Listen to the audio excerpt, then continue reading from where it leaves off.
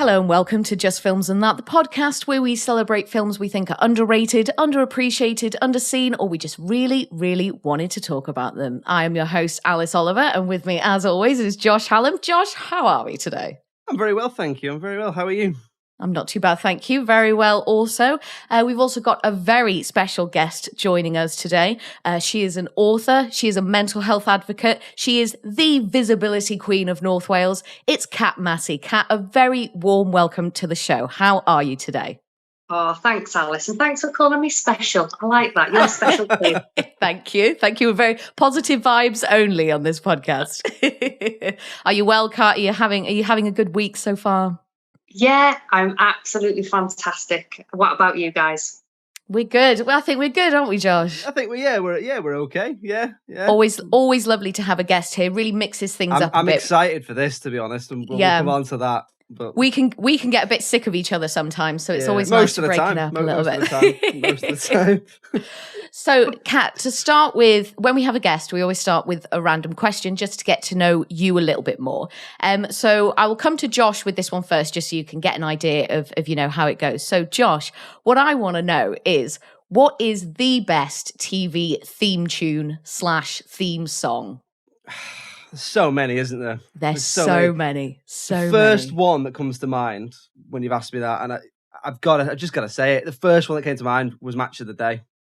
Oh God! I know it's if you don't like football, then that's fair enough. But it's just so memorable. Like it's iconic. It is. Yeah, people who don't like football know Match of the Day, right? But then I suppose if we're talking outside of sport, if you're talking things like sitcoms or dramas or whatever, I'd probably say Friends is pretty iconic. Mm-hmm, mm-hmm. And do you know what else I'd say as well, actually? And again, it just popped into my head. I'd say Thomas the Tank Engine. I don't know why, but I think it's really iconic, that flute and the piano and all that. So yeah, I'm going to go. I've got a kids one for you there, a sitcom, and a football one. What about you? Range. So mine. So the one my go-to is always the Family Ness. The theme tune from that. Did either of you ever see The Family Ness? The one where it was the Loch Ness Monsters? Loch Ness Monsters. So it was a cartoon back in the 90s about Loch Ness Monsters, and it had bagpipes playing. It was just kind of really big and fun, but it's absolutely brilliant. For our non-British listeners, absolutely go on YouTube and type in the Family Ness theme tune, because it is absolutely epic. And that's always the one I pick. But recently, and I don't know why this popped into my head because I haven't seen or even thought about this show in years, but the Men Behaving Badly theme tune. Yeah, that's a good one. With that really rich saxophone. Yeah. And I was like, that's really cool, actually. Like, it's very playful. It's quite groovy. I'm loath to use that word, but groovy. Pretty groovy. Austin Powers pretty over there. But I think about that one a lot now, and I was like, actually, yeah, that one's really banging. What about you, Kat? What do you think? Well, I'm getting a little bit of an insight into you guys. So we've got Thomas and the Loch Ness. Okay. So mine completely polar opposite. So I'm an Only Fools and Horses girl. Mm-hmm. Classic, yeah. Mm-hmm. Yeah, and I was going to say Friends because I absolutely love that. And I love Cheers as well. Anything that's going to get me it just one of them songs that just sticks in your head and you start singing it all day. Yeah. I love stuff like that.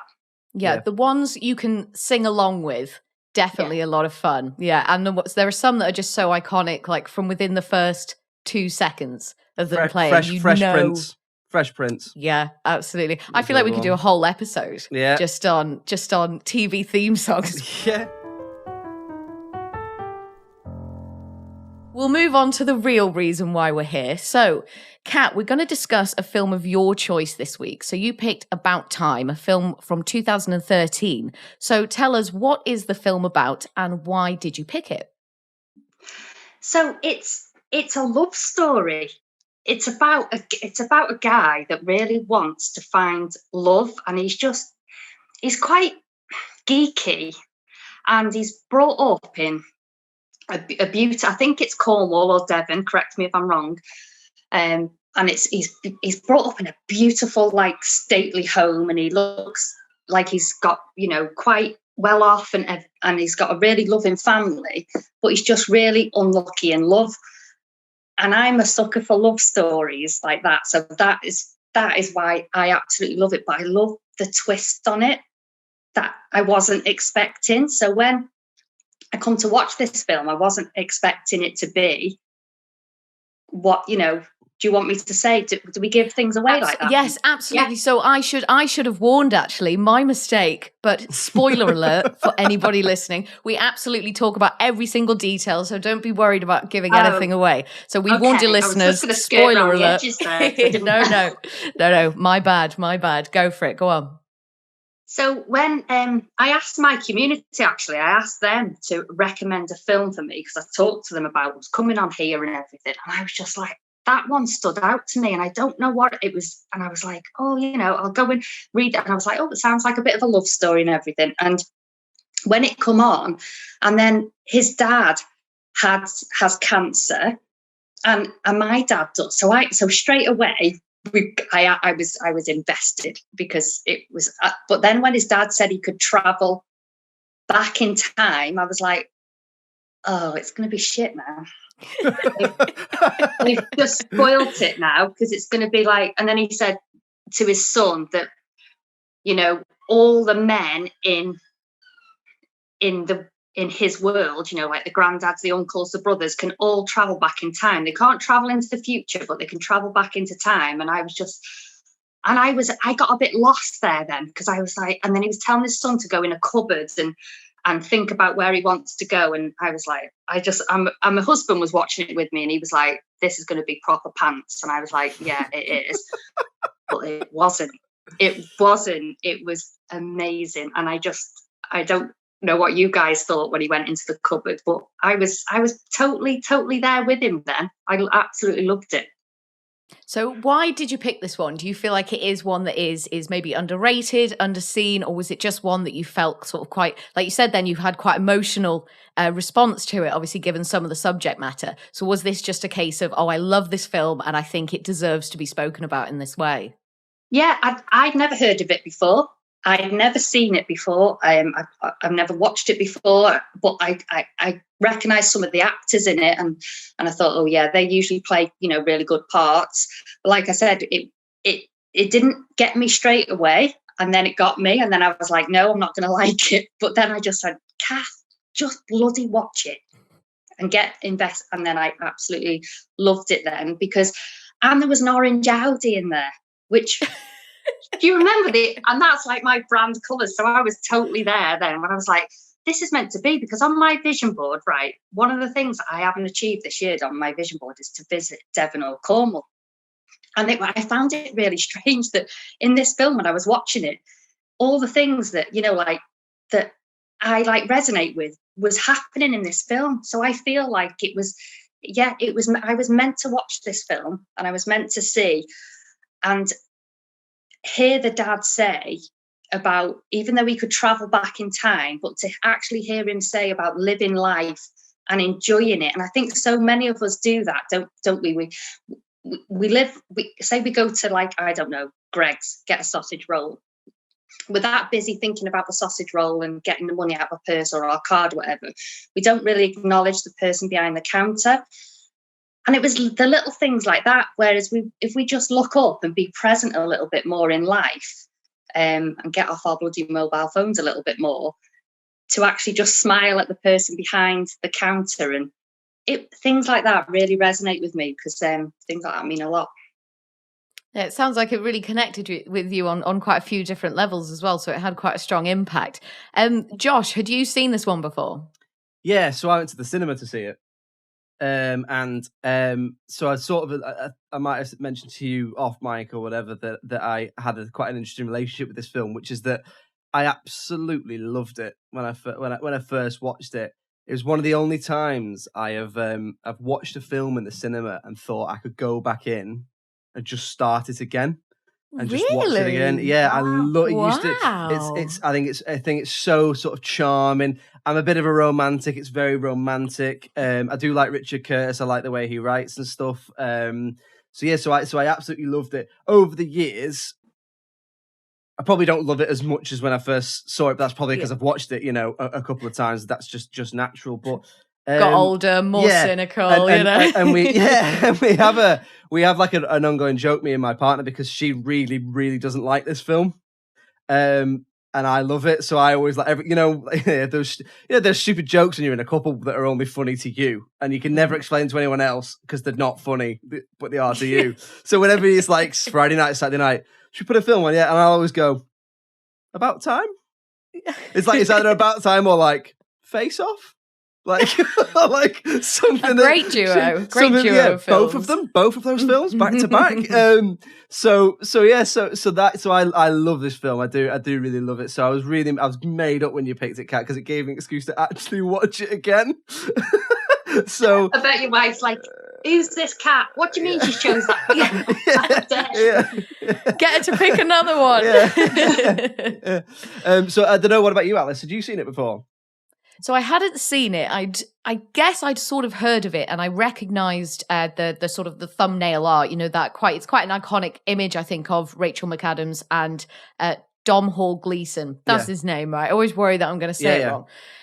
So I recognised that image. I had absolutely no idea that time travel was involved. The sort of idea that I had about it was that it was going to be about two people that had been friends for a long time, and then they got together, and that was the About Time, and then that was that reference. So when the sort of time travel, when Bill Nighy's character suddenly like, listen, mate, we can time travel. I was like, oh, okay. So that has gone in completely the opposite direction of where I was expecting it to go.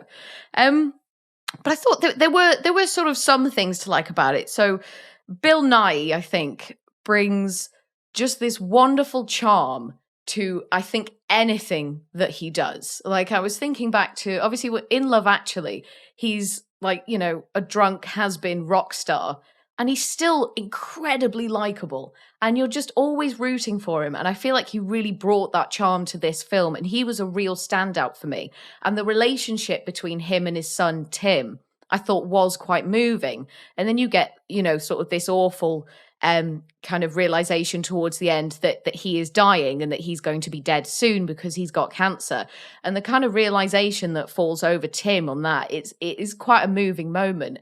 And it's just kind of makes you realize that even though they have this, I guess, superpower that they can travel back in time, that isn't going to save this situation. Like, as amazing as that isn't going to help. And obviously the rule is, correct me if I'm wrong, but when a new male heir is born, then the sort of the time travel stops with them. So then you can no longer travel back to before they were born. So basically, is that right? It's that you can't change anything, because once you've had children, if you change anything, it might change. Essentially, it might change like the sperm that led to the baby. So therefore, he goes back and he changes something. He comes back to the present, and his daughter is a son. And obviously he doesn't know this kid, so he realizes that if he changes even the slightest thing, it might alter things like his children or, you know, his relationship his with his wife. Wanted a third child, didn't she? Yeah.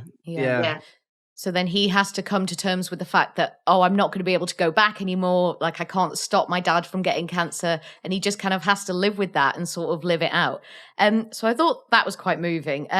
There's a lot of ginger jokes in there because obviously the main character's ginger. And I really appreciate a good ginger joke. Some of them were really funny and really well constructed. And I always enjoy that. Some of just like the setting of it was really charming, like these little restaurants and these kind of little shops and the streets and stuff. It was all quite nice and clean and just sort of really endearing and really quite charming to look at, I thought. What about you, Kat? What were some of your most favorite things about this film?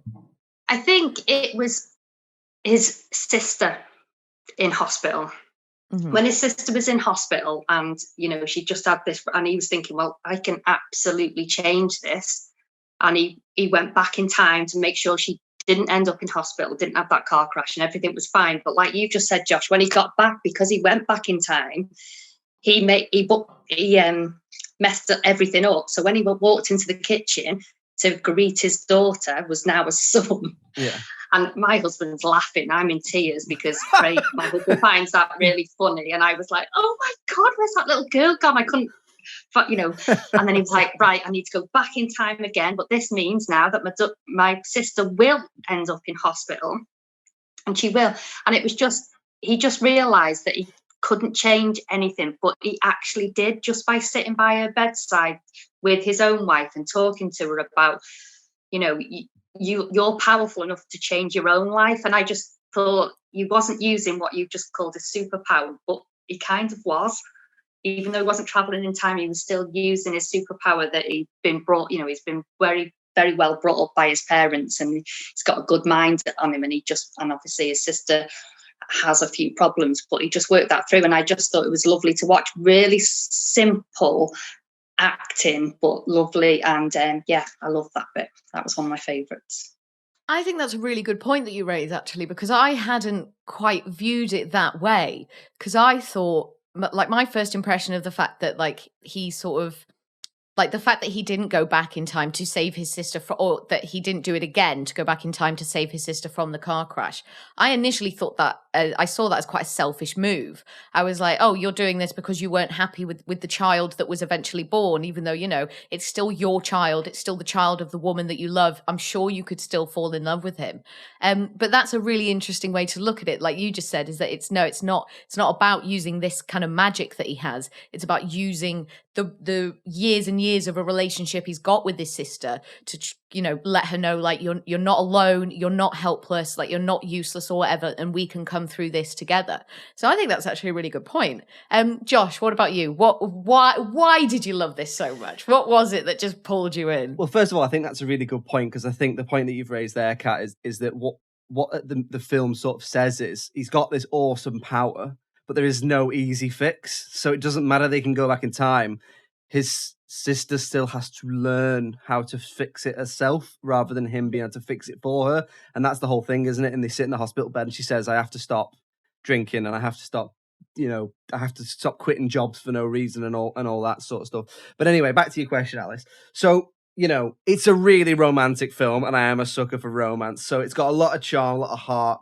I think that's down to a few things. The main cast, the chemistry of Domhnall Gleeson and Rachel McAdams, and the supporting cast as well. So you've got like people in it like Tom Hollander, who plays like a grumpy playwright. Vanessa Kirby, it's the first thing I ever saw her in before she did The Crown, who plays their friend, Joanna. Then you've got Josh Maguire, he plays Rory, the little guy with the curly hair. There's just lots of really quirky, interesting characters. His family as well, like you say, Bill Nighy. Margot Robbie. I forgot Margot Robbie was in it. Wow, Hollywood superstar. Yeah, I think this might have been, this and Wolf of Wall Street might have been like at around the same time. Yeah. So she obviously broke through around then. So the cast are great, all very likable.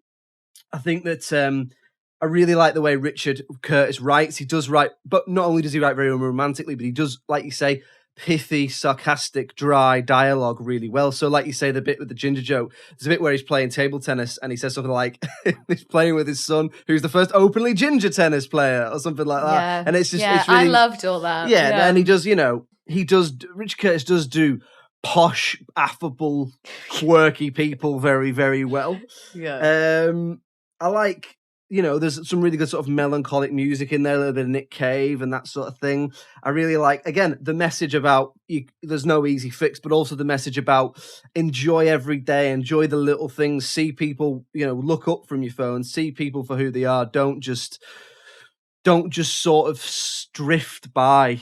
Actually notice stuff, and I really like that. I think it's really important. So, Alice, what about you? What did you think? I'm really interested to know what you thought. Like, what did you like about it? Just the things I've already mentioned, really. Like Bill Nighy was the real standout for me. And sort of some of the character progression I thought was okay. Like I said, the ginger joke. I enjoy a ginger joke. Like if a ginger joke is told with love, or if it is actually funny, then I will accept it. Like you don't want any cheap things, you know, just like, you know, carrot top, or your head's on fire, whatever, blah, blah, blah. Like, come on, you can be more creative than that. And I thought Richard Curtis did a good job of that. And then, because obviously Bill Nighy a lot of the time was the one delivering the ginger jokes, and you just can't get mad at him for whatever he does. It's too cool. He is too cool. The other thing I quite liked as well that Kat mentioned earlier, but the going into the wardrobe thing is very like Narnia. And it kind of just made me think of that. And it sort of adds that more sort of fantasy element to it, because it's to look at it and to look at nearly everything about it. That's not a fantasy film. That is a rom-com. But it's got this very strong fantasy element in the time travel. But it's just so like when the dad's telling him about it, it's just like, oh, by the way, we can time travel. It's like, now you're 21, I'm going to tell you, we can time travel. And it's just like, oh, okay. And he just kind of cracks on with it. Like, I think he has like one moment where he's like, oh, you're joking, aren't you? But then just gets on with it straight away. There's no special effects as well. He just, I mean, not, I don't have a problem with special effects, but it's just quite interesting that they wrote it so that the way he goes back in time is he just closes his eyes in a cupboard. There's no like, and then there's, loads of CGI and you shoot through. It's not like, it's not Avengers, is it? Or Doctor Who or whatever. Yeah. There's no building a time machine or, kind of any weird sort of like visual or weird colours or blurriness or anything. Yeah, you're right. Kat, how do you feel about the sort of character progression? Because obviously we're following Tim on his journey sort of from start to finish. Did you feel like satisfied with the way that his narrative went?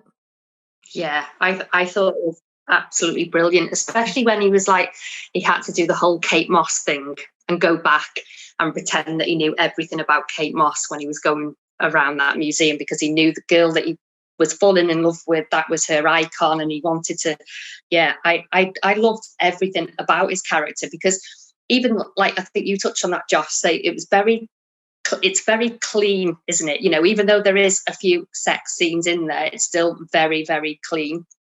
And I thought it was hilarious when he kept going back in time when he first had intimacy with his wife to be, because he wanted to get it just spot on. I thought that was hilarious. And another thing is that she never twigged, did she?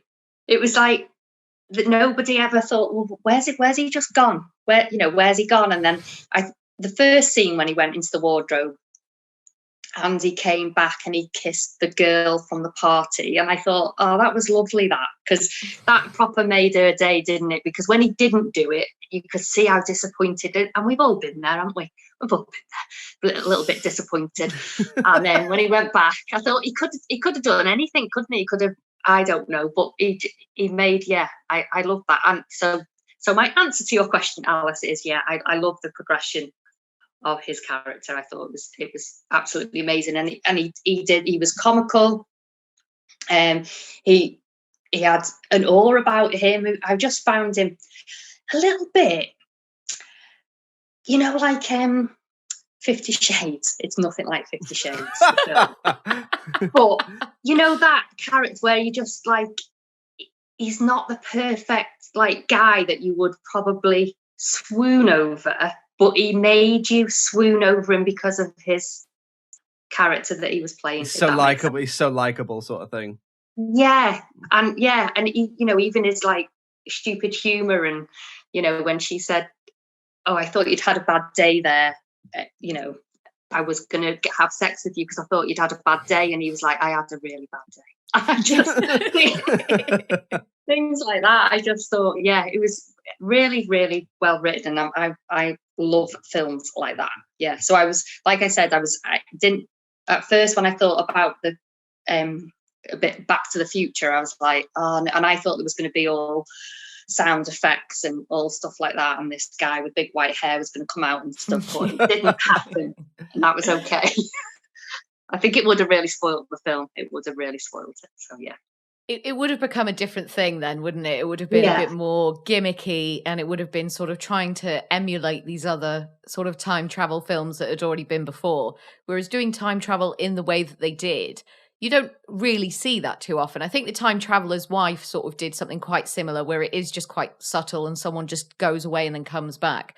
But usually you're thinking sci-fi, science fantasy, like these kind of big, like, oh, we finally realized how to go back in time. And it's like a whole to do. And it's like this kind of big moment that is kind of visually just sort of very busy. And you just don't really get that in that. And I suppose it is quite endearing in its simplicity in that way. It made you believe in it, didn't it? It made you believe that have I got any family secrets like that? Is someone going to sit me down one day and tell me that I've got, it made me believe that this could actually happen.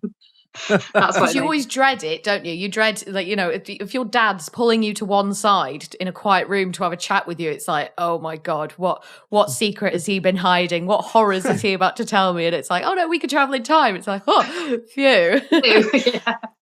Josh, what about you? What else did you like about it? I think it's just lovely. There's so much chemistry between Domhnall Gleeson and Rachel McAdams. She's really likable in it. I mean, Richard Curtis loves a dorky English guy and an American woman who's way out of his league, doesn't he? Do you know what I mean? That's literally Four Weddings and a Funeral, Notting Hill. Might probably happens in Love Actually. This as well, you know. I think it's great. I think it's really good. You don't get in this day and age, and I know obviously it's an 8-year-old film, but you don't get that many films that I think are like this that can draw people to the cinema that aren't, Avengers or Batman or Star Wars, big blockbusters. There is something to be said for films for people who want relatable characters, and I think that's one of the things it's relatable, normal-ish characters in a not relatable situation. Do you know what I mean? What if it was normal people, but it was time travel? And I think that's a really interesting idea. What if it's a love story between normal people, but it's time travel, but it's not, it isn't Back to the Future or Edge of Tomorrow or Avengers or anything like that. So I think that's interesting. I think it's interesting. I think there's something to be said. There's a reason why every now and then films do come along that get loads of people into the cinema who don't normally go to the cinema. And I think that's important that you do have things like this, or I guess like Mamma Mia. The films that aren't for basically 18 to 35-year-old blokes who are the main people who go to the cinema and spend money. People that it's a film that you can go and see with your mum or your sister or your mates, or it's not something that's, I don't know, a big massive spectacle. So we'll move on now to talking about things that maybe we didn't like as much about the film, or things that we would change. So Kat, we'll come to you first. Was there anything at all? Yeah. Blind date. Blind date. What was that? I was like, are they going to switch the lights on? I know that wasn't the point of a blind date, but I didn't know things like this existed. That when you actually go on a blind date, it was, I just didn't get. I liked afterwards when they come out into the daylight and he could see who he'd been chatting to, and he was like, he'd already fallen in love with her, which was really bizarre. But that bit, it made me cringe. I think it is a real restaurant. I think it is. Oh, I bet. I think stuff like that does happen. Yeah, definitely.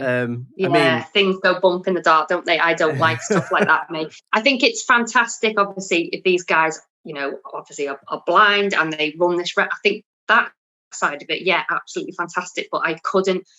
It was just watching it because we were literally just listening to their voices in pitch black, and I was just like, it's going to come light in a minute, isn't it? And I just felt uncomfortable. And that was probably the bit that I really didn't like of the film, and I probably would have fast forwarded it. Well, it did go on for quite a while, and it went on for longer than I sort of assumed it would. Like, you were maybe thinking, oh, we'll maybe get 20 seconds of this, and then of course, you're paying Rachel McAdams, you're paying Domhnall Gleeson, we want to see their faces, especially Rachel McAdams. She's wonderful.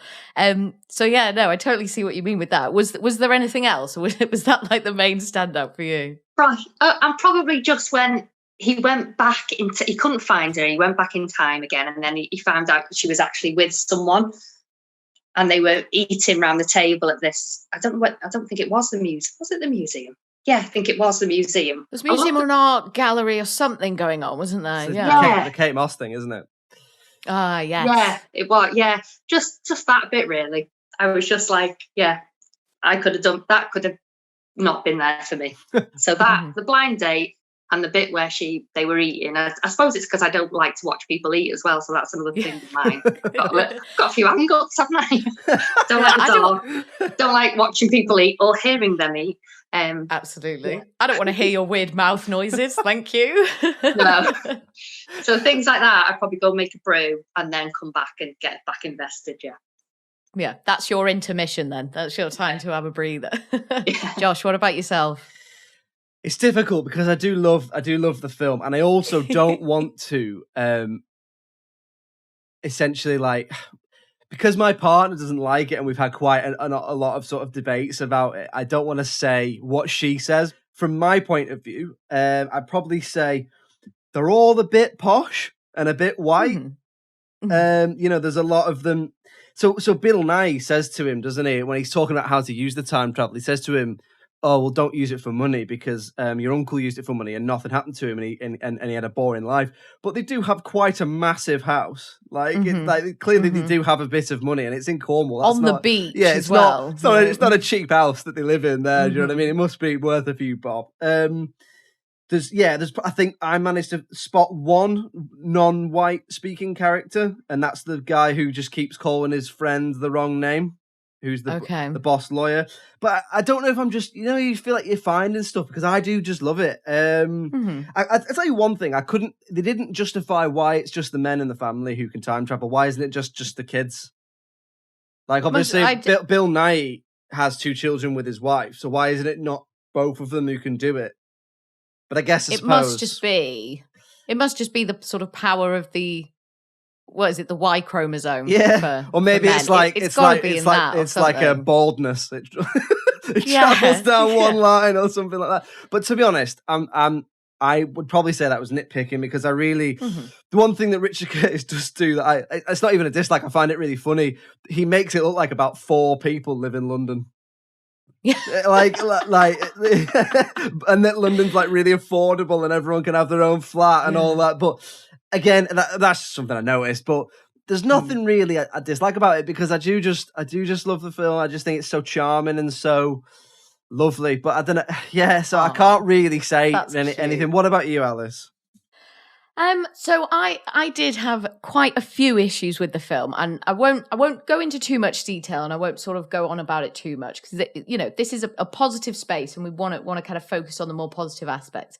But some of the treatment of the female characters, I wasn't 100% there for. Like, the kind of way that he ogles Margot Robbie's character, I did find that a little bit creepy. Like, it's sort of from a distance, and he says that he's in love with her and that she is the love of his life and all this, and they've barely said like 2 sentences to each other. And similar with Rachel McAdams' character, so Mary, as well. He falls in love with her after five minutes. Like, the love and all that seems, it's quite superficial. I know it's a film and you've got, an hour and a half, 2 hours to try and get these messages across. It just felt sort of so intense, so fast, that it kind of borderlines on creepy for me. They use the word prostitute a lot as a derogatory term for women. And I wasn't really on board with that. He calls Mary's friend, he says that, she looks like the nice prostitute. And it's like, okay, well, what does that mean?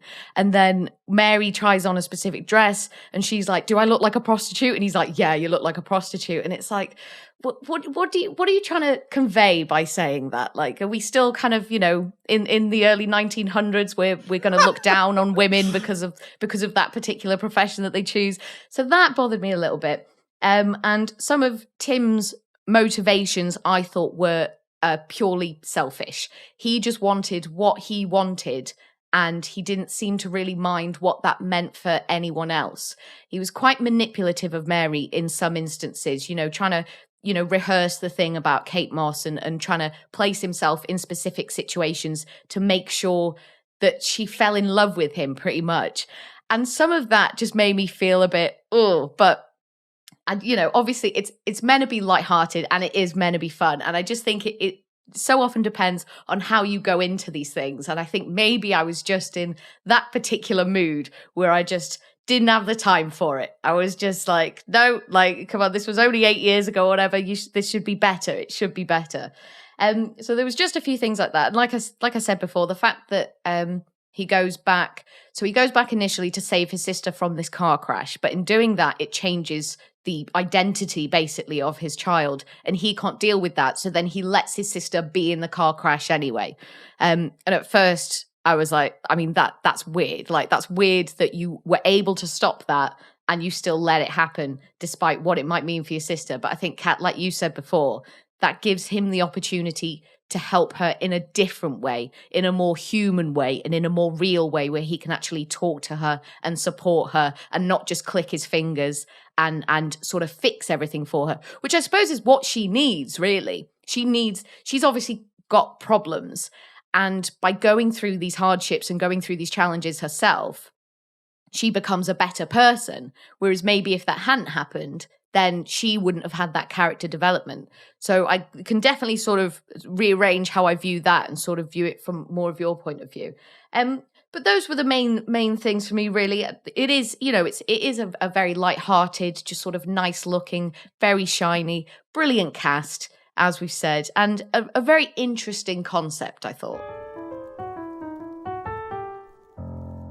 So we'll move on to talking about the critical reception now. So, Kat, tell me, what do you think this got? What sort of rating do you think this would have got? Sort of out of 10 or out of 100? Kind of where do you think it sits? And then also, what would you give it personally?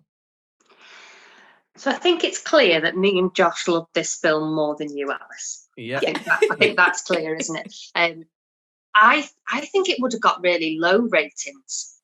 I think people wouldn't have understood it, as I think you've got to be, like you've just said, I think you're either got to be in the right mindset to watch it, or you've got to be that old romantic, like I think what me and Josh are, that just fell in love, fell in love with it, and fell in love with all that, and didn't, what you've pointed out, Alice, with your different things that you didn't like, that totally went over my head when I was watching it. But now it has made me think a little bit. So I was really wrapped up in how much I was loving it and thinking about actually specific things that you've brought up. So I would say I would give it a 10. But would you? I would, yeah. You'd give it a 10? Wow. Yeah, 10, I would, because I'd watch it over and over again. It's something that I was going to actually watch again today just to freshen up, but I didn't have a chance. And I was just like, yeah, it's something I could watch on a Sunday afternoon, but it's something I could watch on a Monday afternoon if I got free time. It's not something, I loved it. I did love it that much. And it was one of them films that at the end, like, I'm quite emotional. So, like if I see, like, I'm showing my age here, but like Lassie, I cry. I cry at an advert, if I think Jaffa Cakes has brought out an advert where it says, if Jaffa Cakes can be a cake and a biscuit, then you can be whatever you want. And I'm like, oh, you're still right. Oh, that's cute, actually, isn't it? It is. And it's so like, and I'm like that. I wear my heart on my sleeve, and I'm like, yes, you can be whatever you choose to be. So for him to actually find love, and I think I felt like, even though he had this lovely upbringing and a lovely childhood, I think there may be a little bit of love not there, as in physical hugs and stuff like that, because it was only at the very end when his dad actually said, because his dad used to like mess about and say, I like you. But he actually said at the end that he loved him, and they were on the beach with his little boy and all that. So I think, yeah, that's what it was for me. It was just love. So you don't think it did that well. So Josh, what about you? What kind of mark do you think it got? First of all, it's a really interesting point Kat's made there about him having quite a unemotional childhood, because also they make a point of saying how formal and unemotional his mum is. So maybe that's something, I don't know. But anyway, well, how do I think it did? So I remember this coming out. Obviously, I went to see it at the pictures. So I remember it doing pretty well with the critics when it came out. But I do know that some people have taken issue with the film since it came out because of a few things that Alice highlighted and a couple of other bits as well. So I'm wondering if perhaps it's evened out over the years. So I would probably say, how would I rate it? Highly, pretty similar to Kat. How do I think it did? I would probably say like the middle sixes, because I think it's probably balanced itself out over the 8 years, since it's come out. Okay, well, at the time of recording, on IMDb, it got 7.8, which is quite high for IMDb. That is pretty good. Then on Rotten Tomatoes, the audience gave it 81%. So the audience are with you both, I think. And then the critics gave it 69%. So they're not that bad, I don't think, in terms of scores. And I've seen some horrendous scores given by the critics for films that we've previously discussed. So, Kat, I suppose you probably think that's underrated, right? Because you're thinking 10 out of 10, 100%, right? Whereas my husband, when he sat through it, let's just put it like that, he sat through it. So if you were interviewing him, he'd be like, it's a 4. Yeah. It's a 3. In fact, I wouldn't even go and watch it. That is what he'd say, because he. But I think because I'm bad at this, and I'm watching a film, I have to explain to him the emotion side of things. This is happening because of this, and this is happening because of this, because he doesn't get invested in that. So I think that if there is, like you said, a lot more men going to watch films, I think it would be underrated by them. I think Josh is probably a minority of men that would love it. Yeah, probably. What do you think about those scores, Josh? Is that sort of, you said sort of, what did you say? So six, it's higher than I thought it was going to be, but then I thought similar to what Kat said, which is that, and actually a lot of critics I think would probably be quite snotty about things like rom-coms. I think they're seen as disposable and cheesy, and it's also quite male dominated a lot of the time as well. So I think you're probably right with that.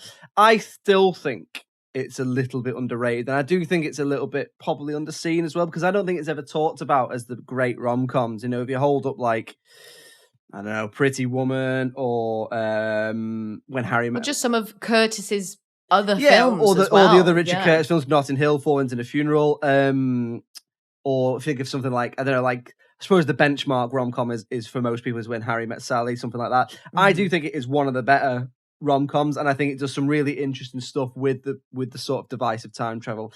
So I think it is underrated and a little bit underseen. There we go then. Well, it's 2 versus 1, so I think we'll definitely say it's underrated. There's another one for the underrated pile. I'm so glad it got into the underrated pile. I'm so glad. Were you expecting that? I don't know what I was expecting. I definitely think it's underrated. Definitely. I think when you ask someone can you recommend me a film to watch on Netflix tonight? I'm in, I've got some time on my hands, that would not come up. So, Kat, thank you so much for joining us. It was so lovely to have you here. So tell everyone, where can they find you? Where can they follow you? What have you got going on at the moment? So it's quite a bold statement to call myself a visibility queen, but that's what I am, and I wear the crown very proudly. So I wear this visibility crown to help women get seen and get aligned to their message. So they can find me on Instagram if you type in Visibility Queen Kat. If you type in Visibility Queen on Facebook, I should pop up. Or if you just type in Kat Massey, I usually pop up on there as well. I've been helping female entrepreneurs, business owners and creatives get seen for quite a long time now, since 2017. And I felt like I wanted to step it up a little bit.